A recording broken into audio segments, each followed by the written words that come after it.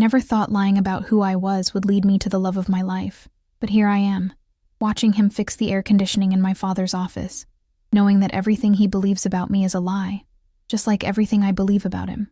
The irony would be laughable if my heart wasn't pounding so hard I can barely breathe. Sometimes the biggest truths are born from the most beautiful deceptions.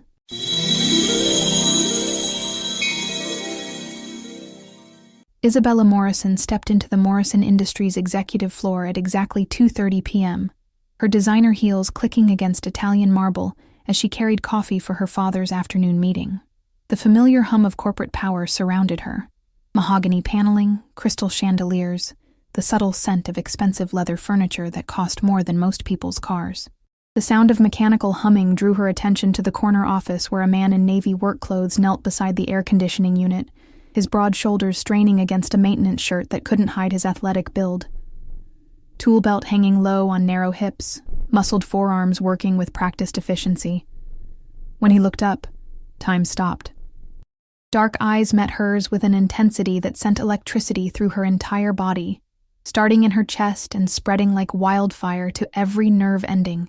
His face was rugged, masculine, with day-old stubble that made her fingers itch to touch. Strong jaw, full lips, the kind of raw masculinity that made her think of tangled sheets and breathless mornings. Isabella had dated senators' sons, tech moguls, European royalty, men who wore $1,000 suits and spoke in boardroom platitudes. None had ever made her feel the heat that now spread through her chest, down to her stomach, settling low and urgent between her thighs. Marcus Rivera froze completely, wrench trembling in his grip, staring at the most beautiful woman he'd ever seen.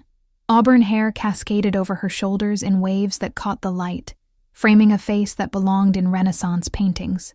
Porcelain skin, high cheekbones, eyes the color of autumn leaves that seemed to see straight through him. But it was her mouth that undid him completely. Full, naturally pink, slightly parted in surprise, absolutely perfect for kissing. The thought hit him like a physical blow, followed immediately by the bitter taste of reality. Isabella Morrison, $800 million heiress, the untouchable princess of Morrison Industries. He forced himself to look away, jaw clenching with the effort, every muscle in his body tight with want he couldn't afford to feel. She represented everything he was supposed to be investigating, everything that stood between him and the truth about his company's near destruction. But Isabella couldn't stop staring, her pulse hammering against her throat, as something primal stirred deep in her belly. This stranger made her feel alive in a way that terrified and thrilled her, awakening hungers she'd never experienced with any of the carefully vetted men her father introduced her to at charity galas and business dinners. "The AC's been acting up all week," Isabella said softly, surprised by the huskiness in her own voice, the way it seemed to catch in her throat.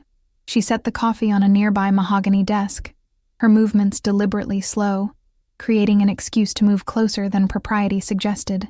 Marcus looked up again, unable to resist the magnetic pull, and caught a whiff of her perfume, something expensive and subtly seductive that made his head spin.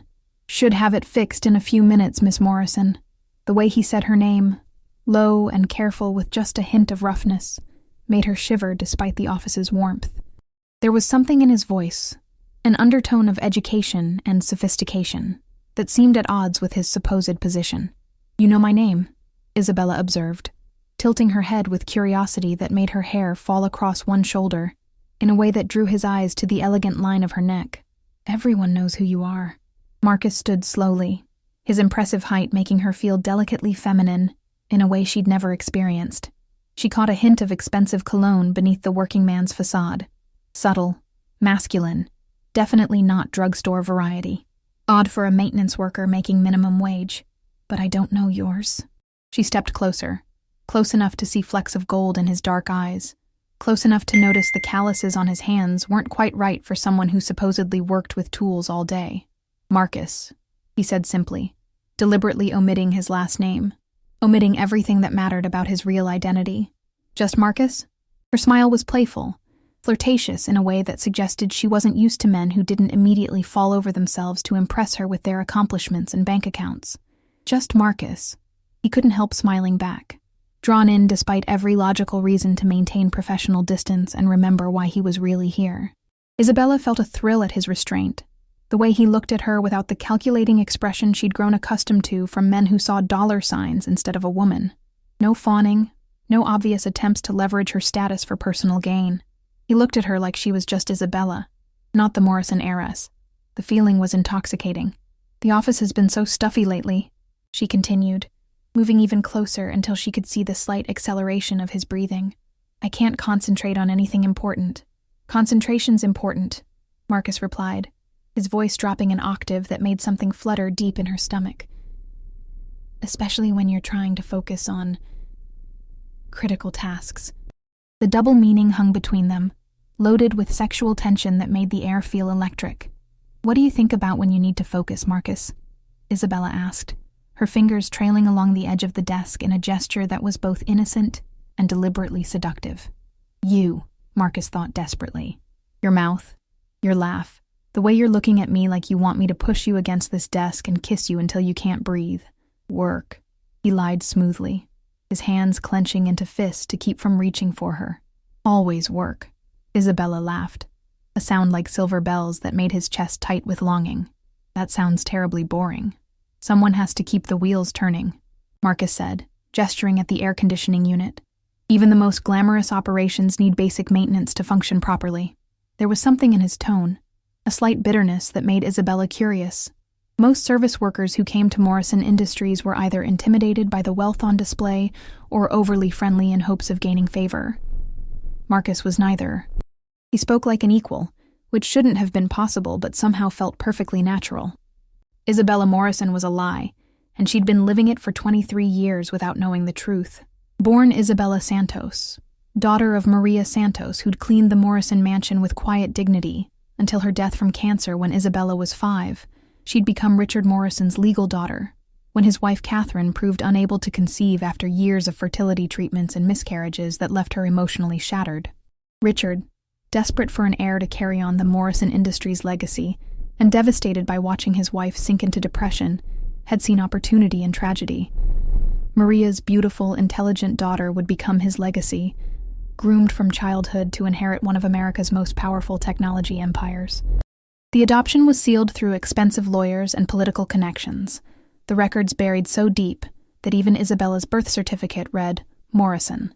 She grew up believing she was blood, raised in luxury, educated at the finest private schools, groomed to take over Morrison Industries when Richard retired. But late-night phone calls behind closed doors, careful conversations that stopped abruptly when she entered rooms, and a nagging sense that she never quite fit the Morrison mold had planted seeds of doubt that grew stronger with each passing year. "The Jakarta acquisition depends on maintaining certain perceptions," Richard said into his phone as Isabella passed his office that Tuesday afternoon, his voice lower than usual, but not quite low enough. "Isabella's background must remain confidential until everything's finalized. The investors specifically requested Morrison family involvement." Isabella's blood chilled as she pressed herself against the hallway wall, straining to hear more. Background? What background needed to remain secret? And why would investors care about her family involvement unless there was something about her family that they didn't know?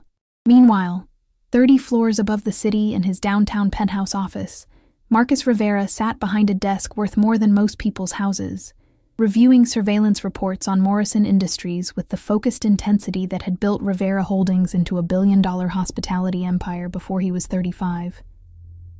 For 2 years, he'd been systematically infiltrating businesses after a coordinated hostile takeover attempt had nearly destroyed everything his grandfather had built.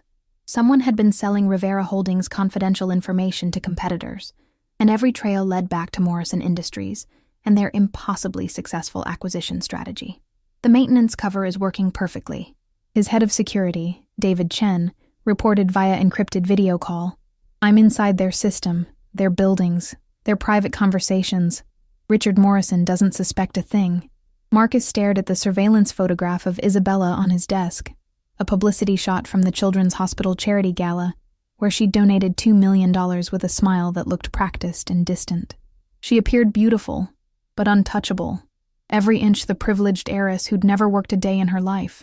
Nothing like the warm, flirtatious woman who'd made his heart race that afternoon with her genuine laughter, and the way she'd looked at him like he mattered as more than a bank account. Richard Morrison had built his empire on carefully constructed secrets, and Isabella's true identity was his most valuable asset in a business world where pedigree and bloodlines still mattered to investors and board members who controlled billions of dollars in funding. Business rivals who discovered that his daughter wasn't biologically his could destroy everything he'd worked for, questioning every deal she'd been involved in, every contract that had been signed based on Morrison family guarantees. The Jakarta expansion alone was worth $400 million. Money that would disappear instantly if investors learned their golden girl was actually the housekeeper's daughter. Isabella needs to attend the Crawford Industries reception tomorrow night, Richard told his assistant Margaret, as Isabella listened from the hallway outside his office. Full visibility. Let them see the Morrison heiress in her element, comfortable with the established families. The Crawfords are old money. They need to see that Isabella belongs in their world. Isabella felt the familiar weight of performance settling on her shoulders like a heavy cloak. Every public appearance was carefully choreographed theater. Every smile calculated to maintain the illusion of Morrison perfection that kept their stock prices high and their business relationships secure.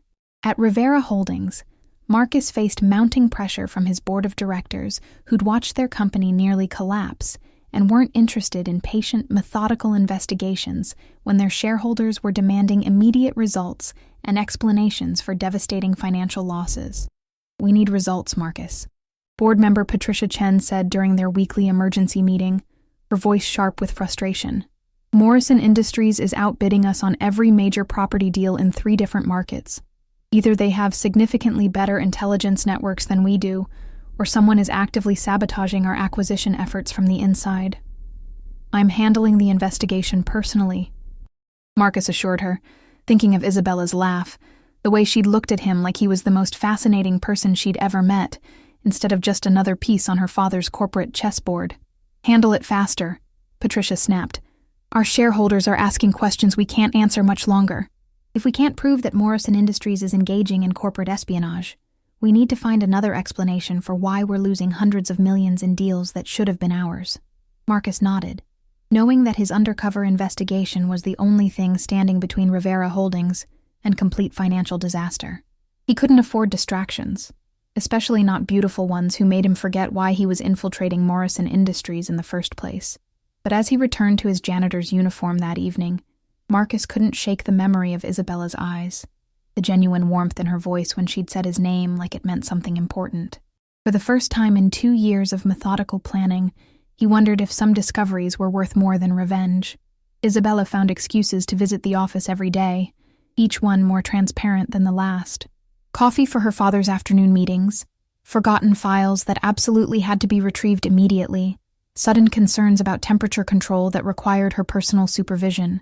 Anything to see Marcus again, to feel that electric connection that made her pulse race and her skin flush with awareness. Each encounter deepened the connection between them, conversations stretching longer as they found reasons to linger, accidental touches becoming more frequent and deliberately provocative, the air between them crackling with sexual tension that grew stronger with each stolen moment. "You're here early today," Marcus observed on Thursday morning, finding Isabella already in the corner office at 7 a.m., perched on the edge of the mahogany desk, in a way that made her skirt ride up just enough to reveal the smooth line of her thighs. "Couldn't sleep," she admitted, her voice soft and slightly vulnerable in a way that made his chest tight with protective instincts he had no right to feel. "Too much on my mind lately. Anything you want to talk about?" The question slipped out before Marcus could stop it, too intimate and personal for a maintenance worker to ask the company heiress, crossing professional boundaries he should have maintained. Isabella studied his face with those autumn leaf eyes, noting again how he spoke like an equal rather than an employee, how his vocabulary was sophisticated, and his references cultured in ways that contradicted his supposed position in the company hierarchy. "Do you ever feel like you're living someone else's life, Marcus?" she asked quietly, her fingers absently playing with the pearl necklace at her throat. "Like you're wearing a costume that everyone expects you to wear, playing a role that was written for you before you were old enough to choose?" The question hit Marcus like a physical blow, so close to his own reality that he had to grip the tool belt to keep his hands steady. "Every single day," he said honestly, the truth slipping out despite every logical reason to maintain his cover. "I keep thinking about authenticity lately," Isabella continued, sliding off the desk to move closer. close enough that he could see the gold flecks in her eyes and smell her expensive perfume. How rare it is to find someone who sees you for who you really are underneath all the expectations and assumptions, not what you represent to them, or what you can do for their ambitions. Marcus stepped closer despite every warning bell in his head, drawn by her vulnerability like a moth to flame. "And who are you really, Isabella Morrison?" "I don't know anymore," she whispered, looking up at him with such raw honesty that it took his breath away. "But when I'm with you, I feel like I'm starting to remember who I used to be before I learned to be careful about everything I say and do." The air between them crackled with electricity so intense it was almost visible. Marcus reached out slowly, his fingers barely grazing her cheek, and she leaned into his touch like she'd been starving for genuine human connection. "Isabella," he started, his voice rough with want and warning. She pressed closer, her hand coming up to cover his where it touched her face. "I know this is crazy. I know we're from completely different worlds." "You have no idea how different," Marcus said roughly, thinking of the penthouse office where he made decisions that affected thousands of employees and billions of dollars in assets. Isabella's eyes searched his face, seeing something there that made her heart race even faster. "Show me," she whispered, before rational thought could intervene, before he could remember all the reasons why this was the worst possible idea. Marcus cupped her face in both hands and kissed her with 2 years of suppressed longing and desperate need. Isabella melted against him immediately, her arms winding around his neck as she pressed her body flush against his, every nerve ending alive with sensation. The kiss was hungry, desperate, filled with weeks of sexual tension and emotional connection that had been building between them like pressure in a closed system. When they broke apart, both were breathing hard, staring at each other with a mixture of desire and shock at the intensity of what had just happened between them. "This is insane," Marcus whispered against her forehead, his hand still framing her face like he couldn't bear to let her go. "The best things usually are," Isabella replied breathlessly, her fingers tracing the strong line of his jaw, marveling at the contrast between his rough stubble and the obvious quality of his skincare routine. Their moment of perfect connection was shattered by the sharp sound of expensive Italian leather shoes clicking rapidly down the marble hallway. Isabella sprang back from Marcus's arms, smoothing her hair and straightening her skirt as Richard Morrison appeared in the doorway like an avenging angel of corporate propriety. "Isabella, what exactly are you doing here so early?" Richard's voice was deceptively calm, but his eyes were ice cold as they took in the scene. His daughter flushed and breathless, the maintenance man standing too close with guilt written across his features. "I wanted to check on the air conditioning repairs," Isabella stammered, her lips still tingling from Marcus's kiss, her body still humming with arousal that was impossible to hide completely. Richard's eyes narrowed as he processed the obvious sexual tension in the room, the way Isabella and Marcus were carefully not looking at each other, the defensive set of his daughter's shoulders. "I see. Well, I'm sure our maintenance staff is perfectly capable of handling their duties without direct supervision from executive management." His tone was cutting, designed to remind everyone present of the social hierarchy that supposedly made any connection between Isabella and Marcus impossible. Marcus stepped forward, his jaw tight with anger he couldn't express. "Just finishing up the repairs, Mr. Morrison. The unit should be working perfectly now." "Excellent. Isabella, I need to speak with you privately about the Crawford reception tonight." Isabella's heart sank as Marcus gathered his tools, their eyes meeting for one charged moment of silent communication before he left the room, taking all the warmth and electricity with him. "What exactly is going on here, Isabella?" Richard demanded once they were alone. "Nothing, Dad. I was just making sure the repairs were being handled properly. Do not lie to me." Richard's voice was sharp enough to cut glass. "I didn't build Morrison Industries by being blind to what's happening under my own roof. You were flirting with the maintenance staff." Isabella lifted her chin defiantly, drawing on years of boardroom training to keep her voice steady. "I was having a conversation with another human being. Is that suddenly a crime?" "It is when that human being is nobody important," Richard said coldly. "And you are the Morrison heiress with responsibilities that extend far beyond your personal entertainment." Isabella refused to accept defeat, her natural stubbornness combining with genuine feelings to fuel a determination Richard Morrison had underestimated. If Marcus wasn't allowed on the executive floor, she would find him elsewhere, even if it meant exploring parts of the Morrison Industries building she'd never seen before. She began taking lunches in the building's lower levels, using her executive access to explore maintenance areas and service corridors with the excuse of conducting operational efficiency reviews. Her persistence paid off when she cornered Marcus in the basement mechanical room 3 days later, surrounded by the honest machinery that kept their corporate tower functioning. "You're not supposed to be down here, Miss Morrison," Marcus said, but his eyes betrayed his relief at seeing her again, drinking in the sight of her like a man dying of thirst. "I'm not supposed to do a lot of things," Isabella replied, stepping closer through the maze of pipes and electrical panels. "But I've never been particularly good at following rules I didn't help make." Marcus set down his clipboard, studying her face in the harsh fluorescent lighting that somehow still made her look beautiful. "Your father made it very clear that any further contact between us would be problematic for both our positions." "My father makes many things clear that I choose to interpret creatively," Isabella said, reaching for his hand and intertwining their fingers, marveling at how perfectly they fit together. "I can't stop thinking about that kiss, Marcus." "Isabella." Marcus's carefully maintained resolve wavered as she pressed closer, her free hand coming up to rest against his chest where she could feel his heartbeat accelerating. "Tell me you haven't thought about it every minute since it happened," she challenged, looking up at him with eyes that held no pretense, no calculation, just honest desire. "Tell me you don't want to kiss me again right now, and I'll walk away and never bother you again." Marcus looked into her eyes and saw his own desperate longing reflected back at him, magnified and intensified by 3 days of forced separation. Instead of answering with words, he pulled her against him and kissed her with even more passion than before, weeks of suppressed desire exploding between them like a dam breaking. Isabella responded eagerly, her hands fisting in his work shirt as she poured all her frustration and need into the connection. This kiss was different from their first, hungrier, more desperate, tinged with the knowledge that they were stealing these moments against all odds and social expectations. "This is dangerous," Marcus whispered against her lips, his hands spanning her waist, thumbs brushing the strip of skin where her blouse had pulled free from her skirt. "I don't care about danger," Isabella breathed, her voice fierce with conviction. "I've spent my entire life being careful, being perfect, being exactly what everyone else wanted me to be.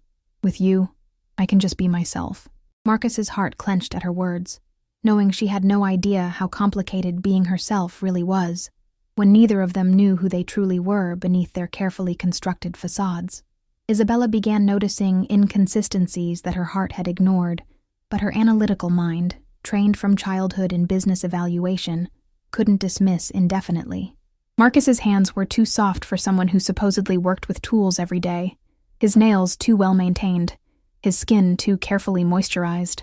His vocabulary was consistently sophisticated, his cultural references too specific and educated for someone who claimed to have learned his trade through vocational training.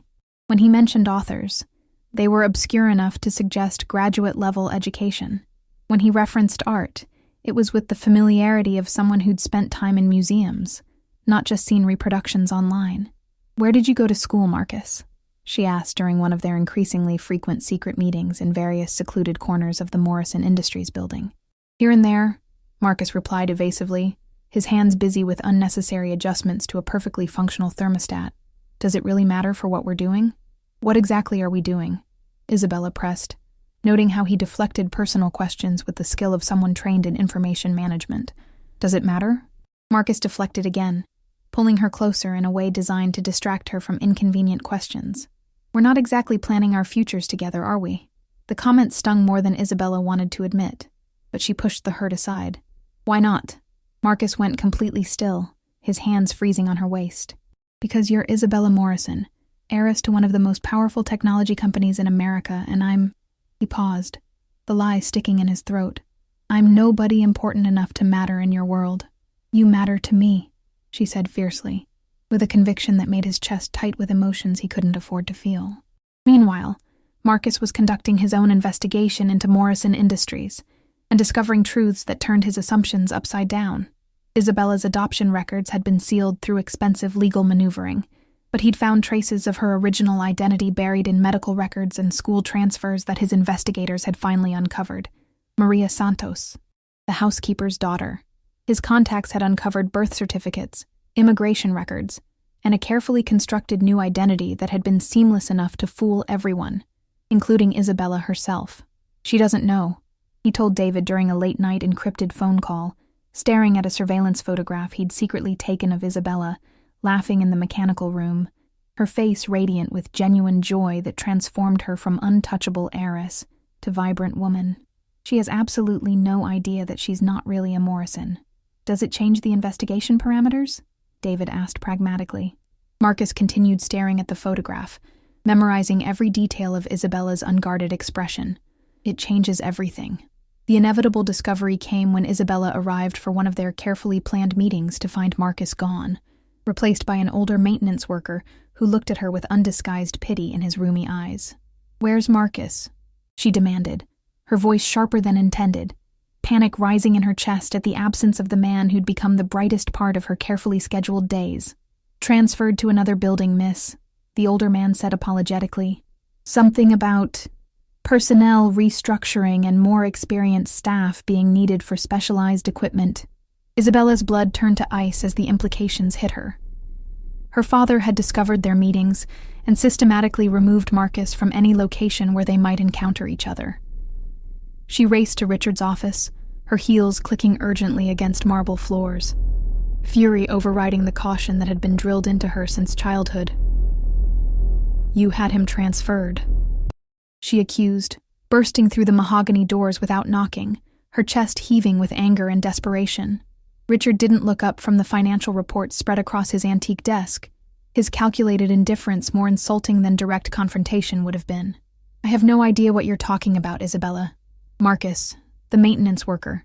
You had him moved to another building." Her voice was tight, with barely controlled emotion. "Oh, that."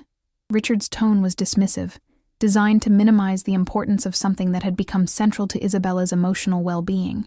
"I decided we needed more experienced personnel handling our critical building systems. He was unsuitable for our requirements." "Unsuitable how?" Isabella demanded, her hands clenched into fists at her sides. "Does it really matter?" Richard finally looked up, his expression coldly calculating. "He's gone, Isabella. I suggest you focus your attention on more appropriate concerns, like the responsibilities that come with your position in this company and this family." Isabella stared at her father, seeing him clearly for perhaps the first time in her adult life, not as the loving parent who'd given her everything, but as the calculating businessman who would sacrifice anything and anyone to protect his empire. "Like what?" she asked, her voice dangerously quiet. "Like marrying whoever you think will be most beneficial for Morrison Industries' strategic partnerships? Like securing your future and this company's legacy for the next generation?" Richard replied coldly. "Like remembering that every choice you make reflects on Morrison Industries and affects the livelihoods of 10,000 employees who depend on our success. What if I don't want that legacy?"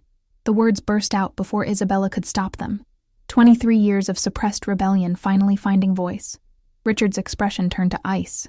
"Then you're more foolish than I thought possible.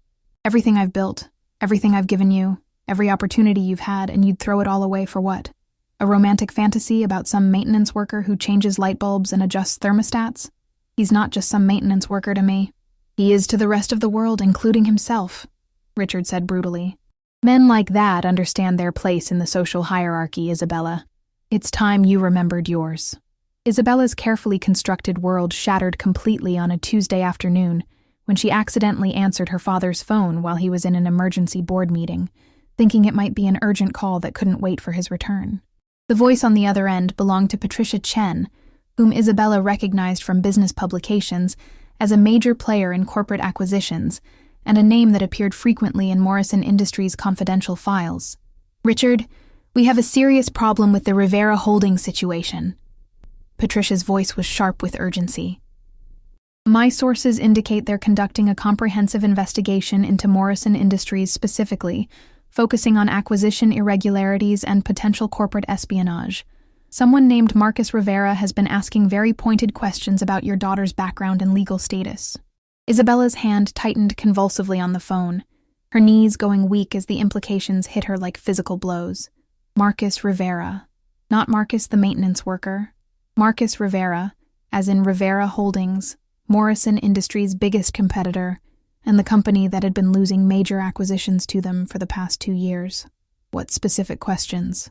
Richard's voice came from behind her as he returned to his office, stopping dead when he saw Isabella holding his phone with a look of dawning horror on her face. Isabella spun around, phone still pressed to her ear, her eyes wide with shock and betrayal that cut deeper than any physical wound could have. Richard's face went completely white as he realized what had happened, lunging forward desperately. "Hang up the phone, Isabella. Right now." But Isabella was frozen in place, Patricia's words continuing to pour through the speaker like acid on an open wound. Questions about Isabella's biological parents, about the sealed adoption records, about Maria Santos and the original birth certificate. Patricia continued, oblivious to the devastation she was causing. "Richard, if Rivera Holdings can prove that Isabella isn't your biological daughter, it could completely destroy the Jakarta acquisition. The investors specifically requested Morrison family involvement based on bloodline guarantees." "Hang up the phone immediately," Richard commanded, his voice sharp with panic. But Isabella was paralyzed, Patricia's revelations hitting her like an avalanche that buried 23 years of carefully constructed identity beneath the rubble of truth. Isabella Morrison, hang up this phone right now." Instead, Isabella pressed the speaker button with trembling fingers, her voice hollow and mechanical as she spoke into the phone. "This is Isabella Morrison. Could you please repeat what you just said about my biological parents and adoption records?" The silence on the other end was deafening, stretching for what felt like hours, but was probably only seconds. "Oh, God," Patricia whispered, her voice filled with dawning horror. "She doesn't know. Richard, she doesn't know about the adoption. 23 years, Isabella said, her voice eerily calm as she faced her father across his office, the phone still in her hand like evidence in a criminal trial. 23 years you let me believe I was your biological daughter." "You are my daughter," Richard said desperately, his usual corporate composure cracking under the weight of decades of deception finally exposed. "In every way that matters, Isabella, you are my daughter. I raised you. I loved you. I gave you everything. Everything except the truth," Isabella interrupted, her voice growing stronger as anger began to override shock. "My name isn't even Isabella Morrison, is it? It's Isabella Santos. My mother was Maria Santos, your housekeeper, wasn't she?"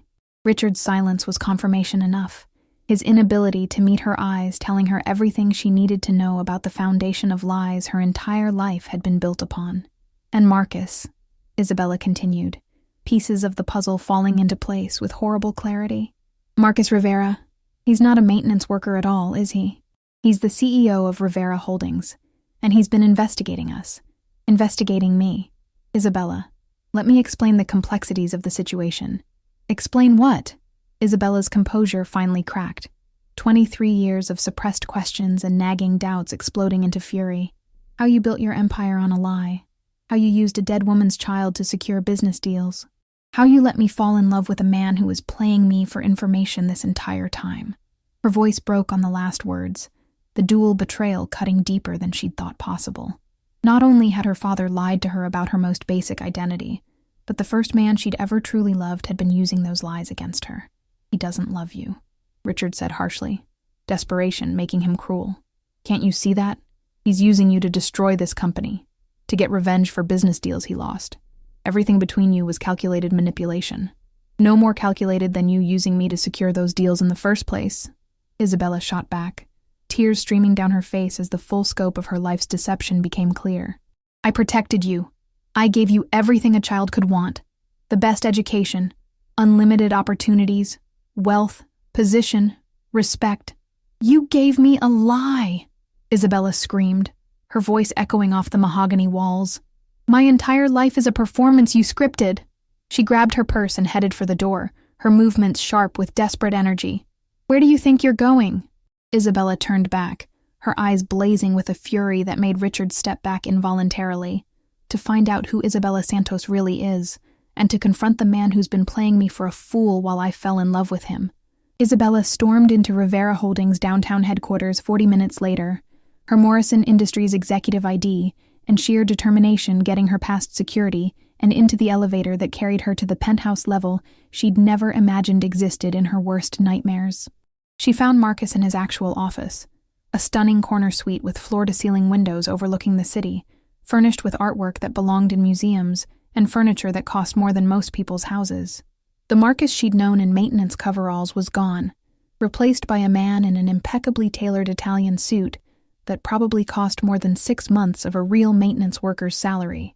Marcus looked up from his computer screen, his face going ashen when he saw her standing in his doorway, eyes red from tears but blazing with a fury that made the air between them crackle with dangerous energy. "Isabella, don't." She held up a hand, stepping into the office and closing the door behind her with deliberate calm that was more terrifying than screaming would have been. "Don't say my name like you have the right to it." Marcus stood slowly, the expensive suit a stark contrast to the maintenance uniform she'd known him in, every line of his body radiating the kind of confidence that came from commanding billion-dollar empires rather than fixing air conditioners. "How did you find out?" His voice was quiet, resigned, the voice of a man who'd known this moment would come eventually. "Does it matter?" Isabella's laugh was bitter, hollow. "What matters is that everything between us has been a lie. You're not Marcus the maintenance worker. You're Marcus Rivera, CEO of a billion-dollar hospitality empire. And I'm not Isabella Morrison, beloved daughter and heiress. I'm Isabella Santos, the housekeeper's daughter who's been living someone else's life for 23 years. Marcus's face crumpled with understanding and regret. "You didn't know about the adoption." "No, I didn't know." Isabella's voice broke despite her efforts to maintain control. "But you did, didn't you? You knew exactly who I was, who I wasn't, and you used that information to get close to me. It wasn't supposed to happen like this," Marcus said desperately, taking a step toward her before stopping when she flinched away. "I was investigating your father's company for legitimate corporate espionage. Yes, but what happened between us was part of your investigation," Isabella finished coldly.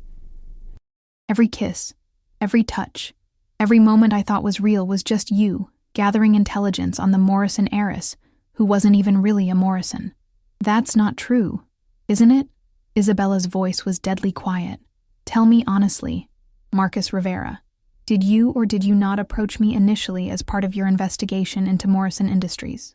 Marcus's silence was damning, his inability to deny the basic facts telling Isabella everything she needed to know about the foundation of their relationship.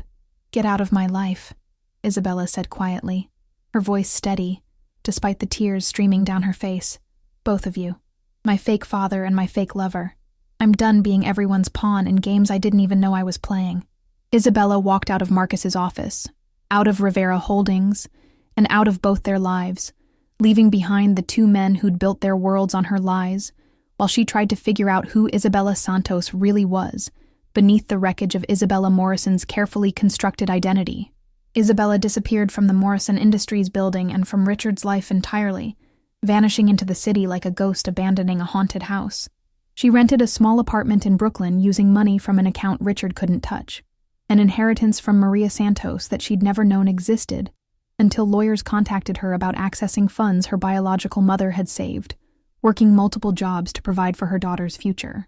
For the first time in her adult life, Isabella Santos tried to figure out who she was without the Morrison name, without the inherited wealth, without the carefully curated expectations that had shaped every decision she'd made since childhood. It was simultaneously terrifying and liberating, like learning to walk again after being carried everywhere for 23 years. She got a job at a local nonprofit organization that provided educational resources to underprivileged children, using skills she'd developed through years of charity work, but had never applied outside the carefully orchestrated world of Morrison Industries' corporate philanthropy. The work was deeply satisfying in a way that managing trust funds and attending board meetings never had been. Every day she helped kids from backgrounds similar to her own, children whose mothers cleaned office buildings and worked multiple jobs to keep food on the table. For the first time, Isabella understood where she'd come from before Richard Morrison had transformed her into his corporate princess. But despite the meaningful work and the slowly growing sense of authentic identity, every day she thought about Marcus. Despite the betrayal, despite the lies, despite the cold calculation that had brought them together, her body still responded to memories of his touch with treacherous longing that made her hate herself. She'd catch herself looking for dark-haired men in expensive suits on street corners, her heart racing for a moment before reality crashed back in. She'd remember the way he'd kissed her in that basement mechanical room and wonder if any of it had been real or if she'd imagined the genuine desire in his eyes. He was using you. She reminded herself every morning while getting dressed for work in clothes that cost less than her former shoes. Everything you felt was one-sided. You were just a means to an end. But late at night, alone in her modest apartment with walls thin enough to hear her neighbors' conversations, Isabella couldn't shake the memory of vulnerability in Marcus's voice when he'd asked if she ever felt like she was living someone else's life. Marcus, meanwhile, was systematically falling apart in his penthouse office 30 floors above the city he'd once commanded with such confidence. The investigation was complete. The truth about Morrison Industries' corporate espionage finally uncovered, but the victory felt hollow and meaningless without Isabella to share it with. He'd discovered that the real source of the intelligence leaks had been James Morrison, Richard's younger brother, who'd been selling Rivera Holdings' confidential information to multiple competitors for 3 years. The hostile takeover attempt had been orchestrated from within his own extended family, not by Morrison Industries at all. The catalyst came in the form of a newspaper article 3 months after their devastating confrontation. Morrison Industries under federal investigation for fraud blazed across the business section, detailing how Richard Morrison had built portions of his empire through systematic deception, including using his adopted daughter's false identity to secure deals with investors who specifically required bloodline guarantees for family-owned businesses. Isabella read the article with a mixture of vindication and profound sadness, sitting in her small kitchen with coffee that cost $2 instead of $20. Her father's house of cards was finally collapsing, but she felt no satisfaction in watching the destruction of everything he'd built. The article mentioned that the federal investigation had been sparked by information provided by Rivera Holdings, specifically CEO Marcus Rivera, who had uncovered evidence of corporate fraud during what was described as a legitimate investigation into industrial espionage affecting multiple companies in the hospitality and technology sectors. He was telling the truth, Isabella realized with dawning horror as she read the details. Marcus really had been investigating legitimate corporate crimes, not trying to destroy an innocent company out of petty business rivalry. Richard Morrison had been engaged in actual fraud, using her false identity to secure hundreds of millions in deals. And she'd walked away from Marcus without letting him explain, without giving him a chance to tell his side of the story, too hurt and angry to listen to anything beyond the basic facts of his deception. Meanwhile, Marcus read a different article that same morning, a small piece in the local community newspaper about Isabella's work with underprivileged children. Former Heiress finds purpose in public service, detailed how Isabella Santos had walked away from her inheritance to build something authentic and meaningful. The accompanying photograph showed Isabella at a children's reading program, sitting cross-legged on a classroom floor surrounded by kids who looked like younger versions of herself. But what struck Marcus most powerfully was how different she looked. Happier, more genuine, more authentically beautiful than she'd ever appeared in the polished publicity photos from her Morrison Industries days.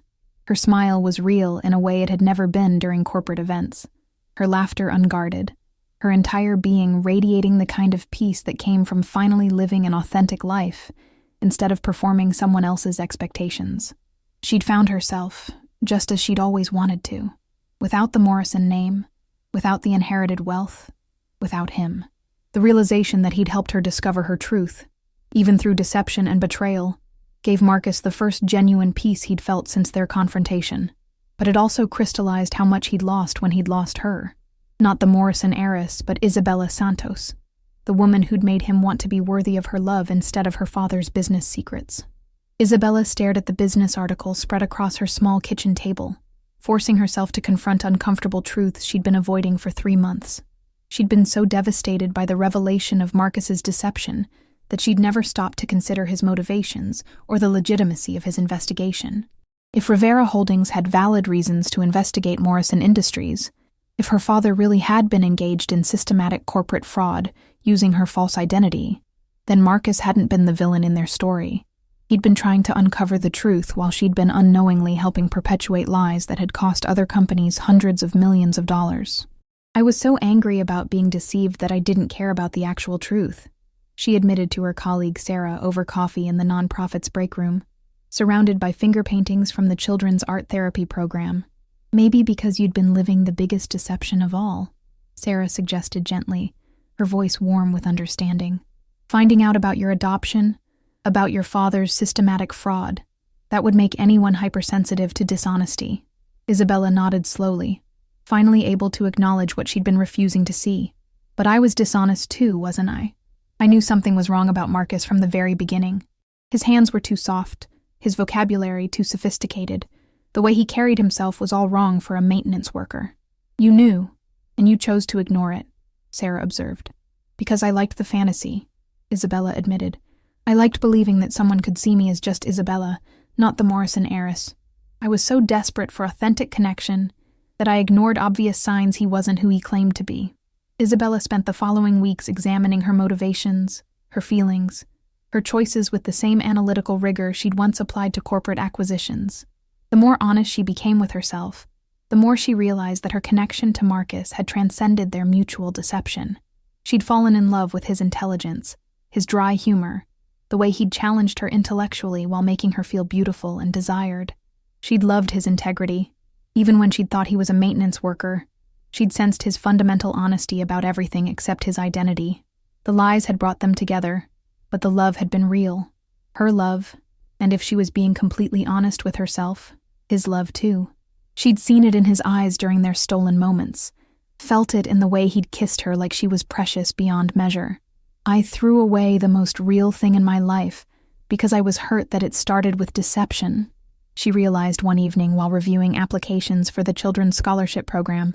But my entire life started with deception. It doesn't make my feelings less valid. Marcus made his decision after reading Isabella's third interview in community publications about her work with disadvantaged children. She'd been promoted to program director, spearheading an initiative that provided educational opportunities for kids from backgrounds identical to her own childhood before the Morrison adoption.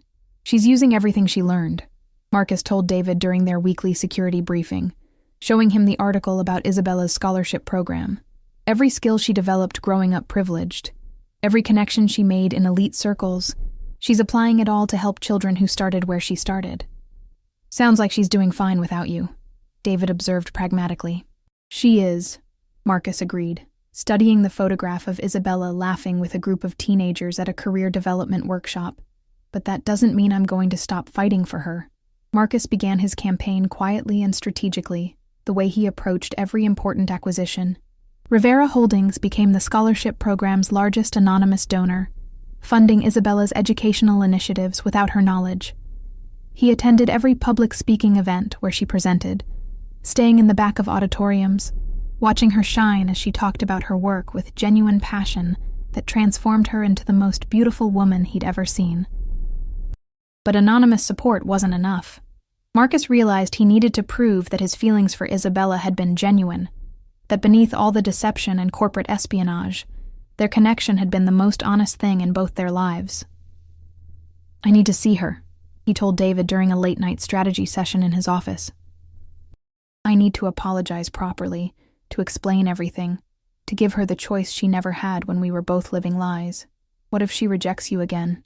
Marcus smiled sadly, looking out at the city lights that had once represented conquest, and now only reminded him of everything he'd lost.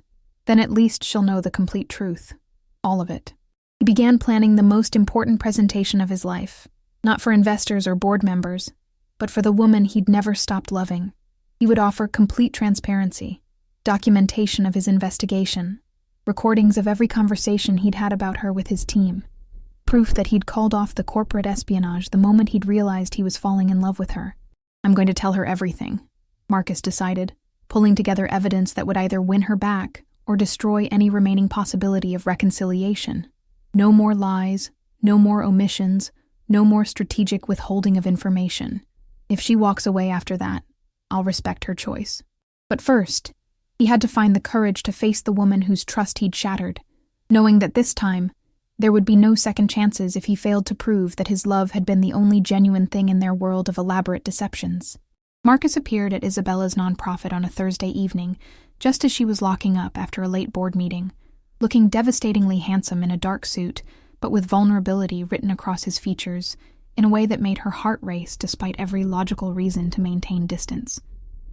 Hello, Isabella. Marcus. Her voice was carefully neutral, but her pulse hammered against her throat as 3 months of suppressed longing crashed over her. What are you doing here? I came to tell you the truth. All of it. This time. Isabella lifted her chin, drawing on every lesson in corporate negotiation she'd ever learned. I already know the truth. You're Marcus Rivera, CEO of Rivera Holdings. You were investigating my father's company for corporate espionage. You used me to gather intelligence. All true, Marcus said quietly, pulling out a thick folder and extending it toward her, but incomplete. She took the folder reluctantly, scanning the documents inside: corporate espionage reports, financial loss statements, evidence of systematic information theft that had nearly destroyed Rivera Holdings. 3 years ago, someone began selling our confidential acquisition information to competitors, Marcus continued, his voice steady but intense. We lost 4 major deals worth hundreds of millions of dollars. A hostile takeover attempt nearly destroyed everything my grandfather built. Isabella examined the evidence, her analytical mind processing the scope of the financial devastation that had motivated his investigation. I went undercover to find the source of the leaks, Marcus said. Every trail led to Morrison Industries and their impossible success rate in competitive bidding situations. So you decided to infiltrate the company and seduce the heiress, Isabella said, but her voice lacked its earlier coldness. No. Marcus stepped closer, his eyes burning with sincerity. I decided to infiltrate the company and investigate their business practices. You were never part of the plan, Isabella. You were never supposed to happen. He pulled out a small recording device, setting it on the hood of her car. I recorded every conversation I had with my security team about the investigation. Hours of recordings where you'll hear me arguing with them about pulling back because I was falling in love with you. Isabella stared at the device, her hands trembling slightly. You'll hear me refusing to use information about your adoption, even when it would have given us strategic advantage, Marcus continued. You'll hear me calling off portions of the investigation because I couldn't bear the thought of hurting you. And you'll hear me talking about how much I love you, Marcus said, his voice breaking with emotion. How you made me want to be worthy of something more than revenge and corporate success. Isabella looked up at him, seeing past the expensive suit to the man who'd held her in a basement mechanical room and made her feel like the most important person in the world. I was so angry, she whispered, tears welling in her eyes. So hurt by all the lies. You had every right to be angry, Marcus said softly. I should have told you who I was the moment I realized I was falling for you. When did you know? Isabella asked, her voice barely audible. The first time you laughed at one of my terrible jokes, Marcus admitted. The first time you touched my arm when you were making a point. The first time you looked at me like I mattered more than my bank account or social status. Isabella's composure finally cracked, tears streaming down her face as months of suppressed emotion overwhelmed her carefully maintained defenses. I thought you were using me, she sobbed. I thought everything we shared was calculated manipulation. Never, Marcus said fiercely, reaching for her hands. Isabella, you were the most real thing in my life, full of corporate games and strategic deceptions. Every moment we shared, every kiss, every conversation, that was me falling desperately in love with you. Even though you knew I wasn't really a Morrison?